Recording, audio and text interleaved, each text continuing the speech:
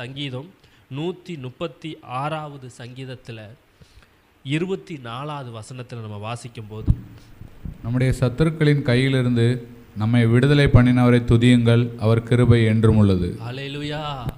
சத்துருக்களின் கையிலிருந்து என்னை விடுதலை பண்ண மனுஷங்களால் முடியல, மற்றவங்களால் என்னை கூட இருக்கிறவங்க, எனக்கு அறிமுகமானவங்க, நான் உனக்கு உதவி செய்வேன்னு சொன்னவங்களால கூட சில நேரங்களில் நான் சத்துரு கையில் விழுந்திருக்கும் போது என்னை தூக்கி விட முடியல. ஆனாலும் நீர் விடுதலை பண்ணுகிற வல்லவராக இருக்கிறீர். அதனால் உம்முடைய கிருபை நிச்சயம் நான் துதித்து பாடுவேன் என்று சங்கீதக்காரன் தாவீது சொல்கிறான். ஆனால் பாருங்கள், ஒரு சத்ரு கையில் நம்ம அகப்படும் போது அதிலிருந்து வழி தெரியாமல் நிற்போம். அது மனிதர்களும் சில நேரங்களில் சத்ருவுக்கு போல் உங்கள் குடும்பத்துக்கு வருவாங்க, சில நேரங்களில் உங்களுக்கு விரோதமாக எழும்பி நிற்பாங்க. இதிலிருந்து எப்படி நான் வழியை தேர்ந்தெடுத்து விலகி போவேன்? நான் தெரியாமல் அறியாமல் மாட்டிக்கிட்டேன். மனிதர்களுடைய ஆசை வார்த்தைக்கும் பிசாசின் ஒரு சூழ்ச்சிகளுக்கு நான் விழுந்துட்டேன்.